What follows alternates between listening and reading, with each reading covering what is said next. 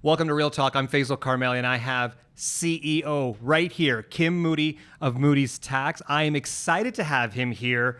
You want to talk about passion. You want to talk about how you can grow from the basement all the way to a major firm in the country. And if you're giving a service out there, you got to listen to this guy, because this is going to be a show all about how to handle your service-based business.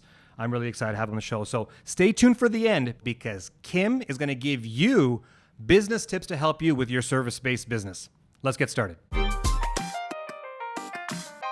All right, Kim, here we go. How long have we been chatting for about getting you on this show? I think it was maybe 6 months. Yeah, in that range, yeah. Right. And so we are in trying times. We have had a major shock to the global economy. What people don't realize is how you persevere through things. And you've gone through major shocks, especially being in Alberta and all the different shocks we've had here in this province. Your business has been able to persevere. So I want to get people to understand where you started from. And then we'll talk about how do you persevere through all this. Yeah, So looking give me a bit forward of to a story about how you started this business. Well, I came from an entrepreneurial background. Both my mom and dad were quite entrepreneurial, and so I'd figured out from an early age that, hey, being my own boss might be something I'm interested in. And so I remember the day that I got my designation. It was in May of 1994, and I went into my boss's office. And in hindsight, this was so cocky. Okay. I walked in and I said, "So when am I becoming partner?" And so I get the usual answer. Well, if you work hard and put your time in, and the usual carrot. Yeah. 7-8 years, and I thought to myself, 7-8 years? Are you crazy? I'm going to be old then. So a week later, I resigned. A week later, A week later, I resigned, and I already had an opportunity in my pocket, which was to start up a public practice firm with a colleague that started up, and we had been talking behind the scenes, but I wasn't sure, and so naively, I was going to be the tax guy because I always had an interest in tax, and he was going to be a valuations guy, and we started the firm out of each of our basements. Okay. And that was how we got going, and I can tell you in hindsight, wow, that was rather naive. I wouldn't trade it for anything, though. I learned a ton. And then eventually, my partner and I decided to go separate ways because he had a different vision than I did. And so I ended up exploring other firms in Calgary, whether or not they wanted me to start their tax practice. Okay. Because by then I had 3 years under my belt. So I didn't like anything I was hearing from any of these firms. So I thought, screw it, I'm going to continue being on my own. So I started that, and eventually in 1998 grew to a point where I needed some legitimate office space. So I signed my first real lease. Jesus, that's 22 years ago already. Wow. And it was a scary moment for me, and from there I just added partners, did a merger with a national firm that in 2005, which I thoroughly hated. Okay. Because when you're an entrepreneur and then all of a sudden you join a firm where you're effectively just a glorified employee, even though you're in quotation, a partner, that just wasn't for me. And so I lasted all of 6 months, and in October 2007, I started Moodys, and it's been a lot of hard work to build from there, but it's been pretty measured growth and disciplined growth, and it's been a lot of fun. Let me take you back to when you're in your basement. Sure. How did you build credibility?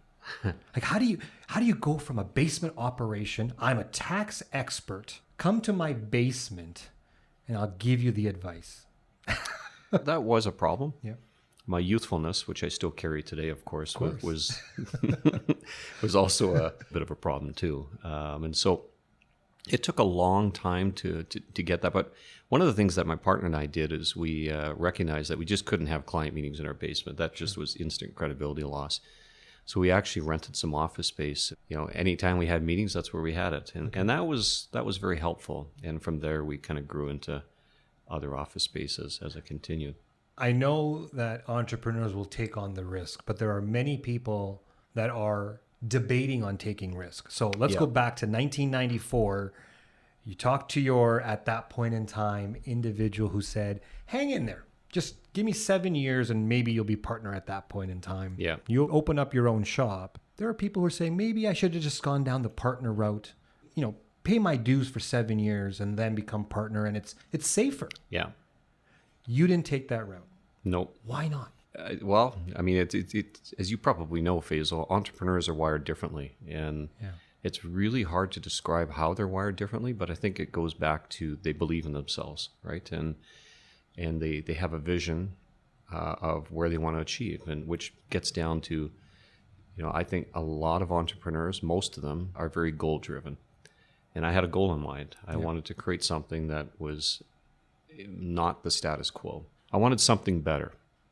And that better was not readily available. The way that tax services were being delivered was, and even to a certain extent today, there's a lot of room for improvement. So I had this vision of how I wanted to do it. And I've always worked towards that vision. And if I didn't like where I was heading, I would not hesitate to tear it down and start again. So there's people entering your industry or other service-based industries where they receive some sort of designation or certification. Yeah. What should they do as they enter into a specific service-based industry where they're being certified or designated? Well, I think any youngsters that want to start their own practice, for example, or their own business, and they may not have the expertise or the experience yet, which will be virtually all of them, then find some peers that do have that expertise, and find the ones that are willing to provide either direct or indirect mentorship. And there's no shortage of people out there that will do that. You just have to find them, and sometimes that's tough. Yeah. But that's what I did. Right? That's a lot of cold calls. It is. But when no one knows you, it's a lot of cold calls. It is. But one thing that I recognized, back in 1994 was, holy cow, this is tougher than I thought, at least on the technical side. Mm-hmm. And so I quickly realized that I got to build some mentors here. I got to find some mentors. Pick up the telephone, because back then, no internet, right? No emails. Yeah. So pick up the telephone and start cold calling, like you said. Yeah. And I got to tell you, there's a few people, a fellow by the name of Craig Jones, who's now a judge, was so kind to me. And he was one of Canada's, and in my view, is still one of Canada's great tax minds. And there was a fellow by the name of Ted Finningley, who's still practicing. He was so kind to me, and we eventually, combined our practices together. But Ted is just an awesome guy, and I am so grateful that he mentored me throughout, my young career. And there's a whole bunch of other people too, but that's what I would recommend, is finding those peers who are willing to truly give you the expertise and experience and wisdom so that you can carve out that niche. What I've learned over my years in my business is you look back and you realize you didn't do this alone. No. There were a lot of people Absolutely. Who helped you along the way, either through mentorship or anything else. So, you got to give kudos. So I'm glad that you name dropped here and you said these are some of the people who've helped you along the way. So thank you for that, because I think that's a big thing that people need to realize. No entrepreneur does it by themselves. No, and of course it usually starts with their family, right? Absolutely. And so in my case, I'm certainly grateful to my wife and my kids and my siblings and my mom and everybody like that. I think an entrepreneur needs that support. I think more than the average person does. It's different, I believe, in the service side of businesses than it is the product side. To work out of your basement and sell a whole bunch of product, widgets, we'll call them, around the country or the world, may have a different feel and process that you would go through. When you're in a service-based business, it's you they believe in. That's right. It's your service, trust. Your knowledge, the trust it's in trust, you. Right? How do you build a successful business like you have when trust is the number one thing they have to focus on? That is such a fantastic question, and I'll just give it to you from my advice or my experience, I guess. But I think for me, it was to just always, no matter what time of day it was, what time of night it was, within reason, of course, because I'm going to protect my family, but is to always be there for the client. Oh, you need an answer? Geez, I'm going to find that answer for you, and I'm not going to stop until I get there. And geez, this is beyond my depth of expertise, but I'm going to get that expertise, whether it's externally or learning it. And so it's just coming down to passion, right? You've got to be passionate about what you're doing, and just working hard and driven to make sure that you get the trust of your client, whether it's working hard, timely responses. That's something that drives me crazy, where people don't respond quickly. Yeah. When you're being paid a lot of money, there should be just a mutual respect to at least respond. Yeah.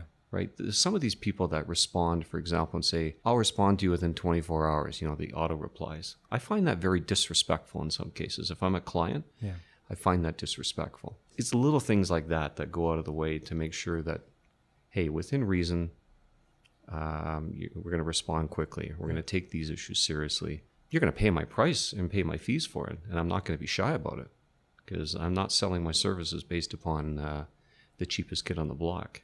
So let's go there. Sure. You've got, and it's service-based business, so you've got a bunch of people who are able to price out. You've got your individual, independent, out of his basement, lower cost because of bricks and mortar and everything else, overhead. And then you've got these larger firms that charge a lot more. How do you price your service in those two extremes in the market? I mean, in my business, it's a fairly straightforward pricing model. And there's no secret about this, but generally it's by the hour, which I hate that model, by the way. But unfortunately, there's lots of history behind it. And to a certain extent, you're kind of tied to it based upon regulatory regimes or what have you. But it's fairly standard and it's well known that if you're dealing with an associate, not a partner in a professional law firm or accounting firm, you take the billing rate divided by 3, and that's typically what their salary is. Okay. The other third is overhead, rent, insurance, etc. And then the balance is profit. So from that perspective, it's fairly easy to price, right? What is your actual cost? What are you paying for a salary? And what do you expect for profit, right? And then price it from there. But beyond that, if you price yourself too low, I've learned over the years, now you're just into the commodity game, as I call it, right? You're just selling commodities. Like tax returns are a great example. Yeah. Doing tax returns has gotten to be rather routine and fairly easy for the average person. Not so for the complex person, of course, but can I charge $1,000 for a personal tax return when H&R Block might do it for $50? I might, and I probably will if I don't want that client. Having said that, when it comes to commodities, you pretty much have to be very careful about what the market is and compare it. And I hate that, right? Whereas if you're selling wisdom, what's that wisdom generally worth? Yeah. Right? And that's not an easy, divided by 3 model. It's more of a wholesome and fulsome, for that matter, look at what is all this hard work and wisdom worth to the client that I'm giving advice? That in many cases I can give like that. Whereas if it was 1994, I can't do that. Correct. So, I'm not shy about the fact that I'm expensive because I work bloody hard to make sure I keep up to date and provide my experience to clients. And the people that we add to our firm have very similar elements. And so it's not a magic, it's not a black and white game in terms of how you price, but at the same time, I will say anecdotally that the lower you price, the less value people think that there is, which you can take that to extreme and say, well, my charge-out rate is $5,000 an hour. Wow, that's borderline arrogance, right? Yeah. Well, it is arrogance in my view. But is there a problem with saying that you're $1,200 an hour, for example? Not a problem as long as the market can bear that, because in many cases that is valuable information. You've grown your practice from the basement with one person, a business partner, let's call that 2 people, to how many staff do you have now? Partners and staff members all combined. What's roughly the 50. So to go from 2 to 50, you had to hire a bunch of people. You had to look for certain type of talent, and you had to fire a bunch of people. What's easier, hiring or firing? Firing, by far. Why Absolutely. If the person's a prick, it's easy, right? Here's your severance. See you later. Have a good life. I mean, layoffs, which I don't consider a firing, layoffs are tough, right? And in this economic time, I hate to say it, but we have a layoff list right now that if certain events happen, like if we're forced to work from home, then unfortunately I'm going to have to lay some people off. That will be very, very tough for me. Probably shed a few tears on that one. But firing is pretty unemotional to a certain extent, because usually that person, and I don't want to come across as cold, but from a business perspective, you just know that person is not a fit. And sometimes you're doing them a favor. Absolutely. And you're doing the team a favor. There's a process that you need to go through in order to put the right person on your team. And after a while of hiring the wrong person, You kind of go through and tweak it and figure out what you need to do to hire the right person. Yeah. What were the steps that you have taken to find the right person or hire the right person for your firm? Well, there's a number of things. In the early days, it was, and again, this is pre-internet days. You remember the days of classified ads? Oh, yeah. So you put a classified ad out and do that. As it progressed, though, there was this one particular tool. It's called Colby. I don't know if you're familiar with Colby, but that, it's an instinct measurement test, and it's not a psychology test. But anyhow, I thought, I'm going to test this because I need a new assistant. So this is a bit of a story just to tell you what I've done and since I progressed. And so I had put out a classified ad, and the resumes come in, and of course you get it down to a couple. And so I interviewed person number one, lady number one, and I really liked this lady. I thought, oh, wow, great personality, and just really, I think would be a lot of fun to work with. It looks really smart. So that's person number one. Yeah. Person number two, a little bit older, roughly 10 years older than me. Really experienced, has a lot of experience.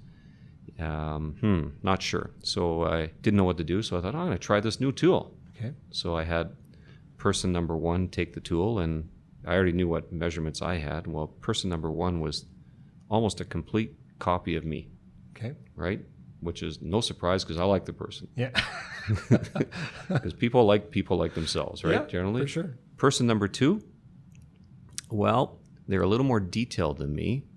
They're a lot more apt to get things done. Their follow-through instinct was to get stuff done. And they didn't like a lot of risk, whereas I was not risk-averse. And so I thought, I don't know about this. And so I thought, I'm really confused because I guess I should be hiring the person that's like me. So I talked to my peers. I said, okay, I got candidate one. And I described, really perky, really high energy. And then we got this one over here, a little bit older. And I got to hire person number one, right, guys? Right? And I'll never forget it. One guy said, Moody, are you effing stupid? Yeah. Do you not see it? I said, what? You're not going to hire a clone of yourself. Correct. Because if you hire a clone, do you not see the chaos that you're going to create? You'll never get stuff done. Yeah. Versus if you hire this person here who's going to help temper some of your risk appetite and actually is going to get stuff done and actually is a little more detailed than you. Well, that's the best hire I ever made in my entire life because, of course, I hired person number two, and 23 years later is the backbone of my firm. But ultimately, we look for that fit. Like, what are we looking for? It's fit. Yeah, it's all about fit. And I find that business owners, like you said, in your predicament of hiring someone similar because that's the way it should be, and sometimes realizing what we're not strong at and hiring somebody for that actually elevates the business even more than by just having clones of yourself. And that's absolutely, that's part wisdom and knowledge and time, and part of it is ego.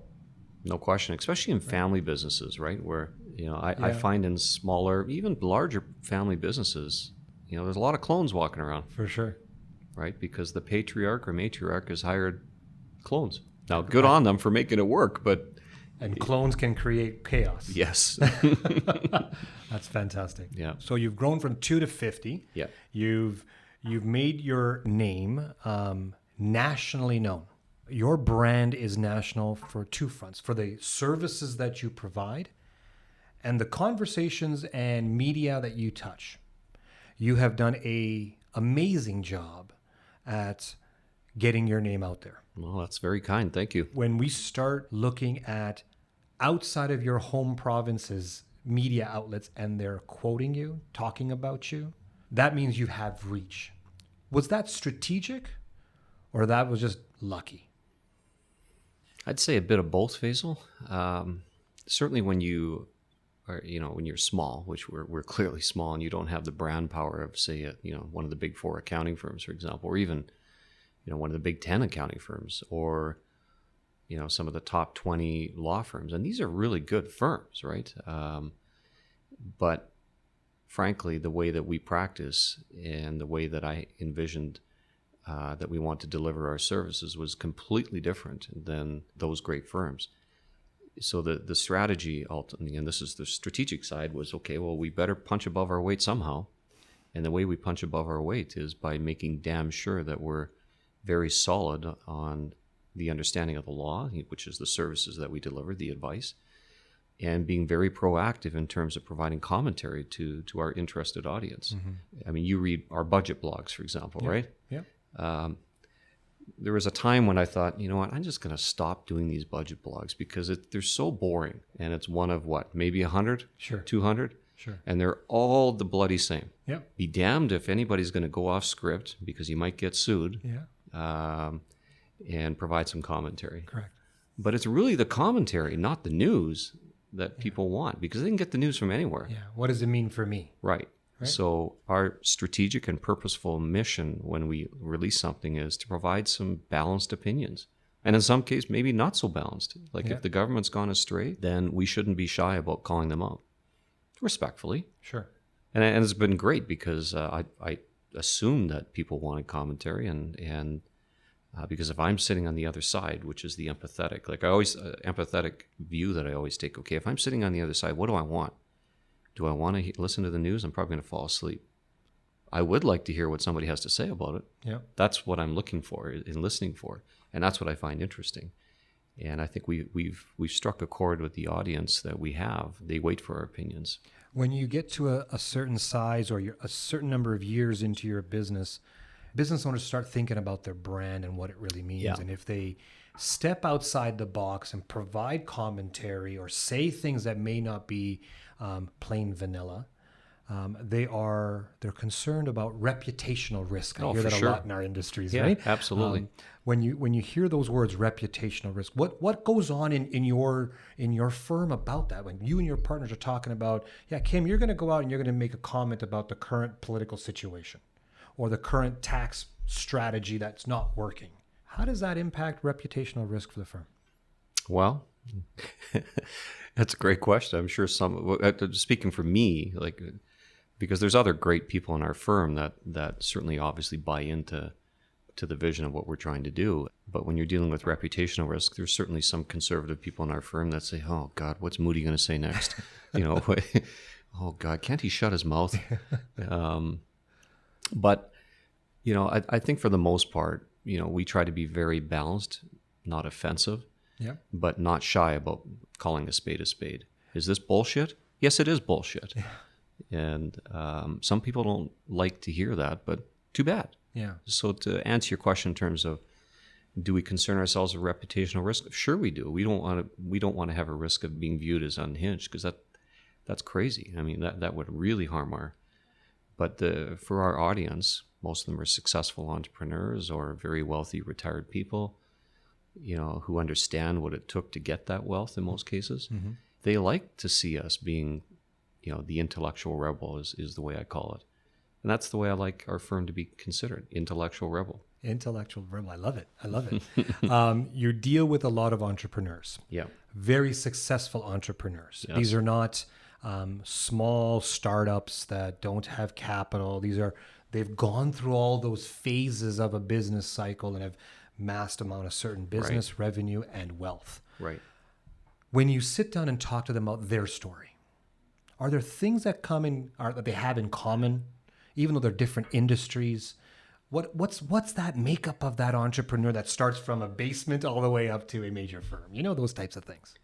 I would say passion. All of them are very passionate people, in a variety of topics. I'm thinking about one client right now who I've had for about 20 years.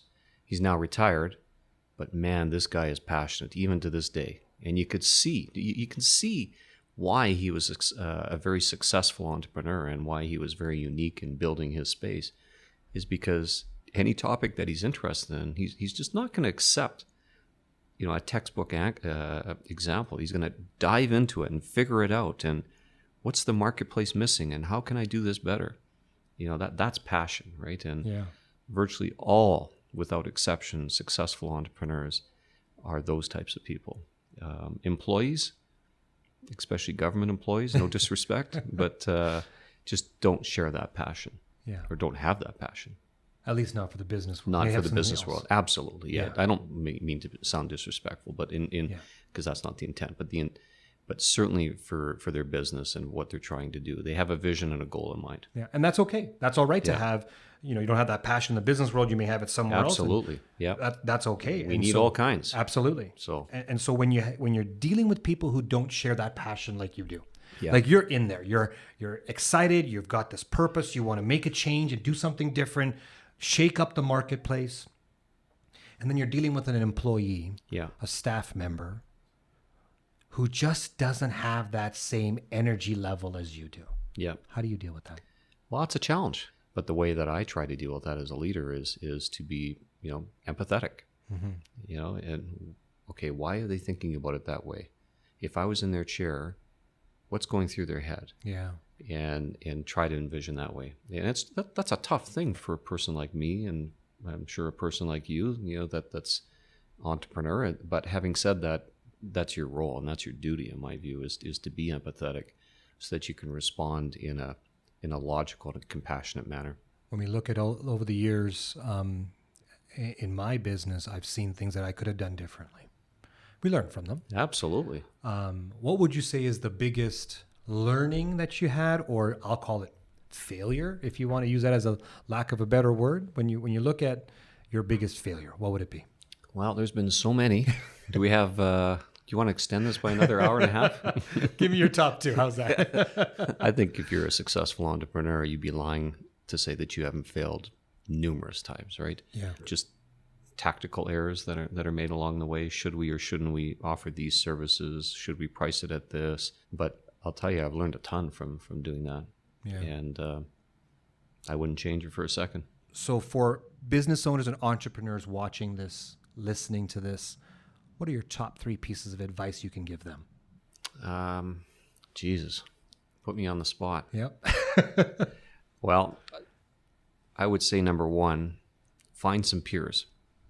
Find some peers who can empathize with what you're going through. There's no shortage of coaches out there, for example, and that can be pretty good. I'm a member of a coaching program called Strategic Coach. Okay. And I happen to like that because it works for me. And the reason why it works for me is because every 4 months with this program, I get together with entrepreneurs. There's about 30 of us every time in a different city. I go to Vancouver, and we have an agenda for all day, and it's led by a coach. And we walk through issues and challenges that we might be currently facing. And the big takeaway for me is I am not leaving that room at the end of 8 hours until my goals are written down for the next 90 days, for the next 3 months, which is 90 days, I guess, for the next year, for the next 3 years, and my lifetime goals. And of course, my lifetime goals have never changed. And so really it's a look backwards. Here's my lifetime goals. What am I going to do about them in the next 3 years? What am I going to do about them in the next year and the next 90 days? So my goal is to make sure that I continue to update those goals for the next 90 days. And so it's been very, very, very powerful discipline and exercise to do that over the years. And number 2 is be diligent about your finances. Don't wing it. There's a lot of entrepreneurs who who just look at their checkbook or their cash balance in their bank, right? Mm-hmm. And think, well, I got enough money, I think. I'm gonna go out and buy that. Don't do that. Have a very disciplined approach to your cash flow and plan it. And if you don't have that expertise, then get it. Either get it externally or get it internally. Number 3 is take care of yourself. I'm probably in the best shape today, and I'm 50. I'll be 52 this year.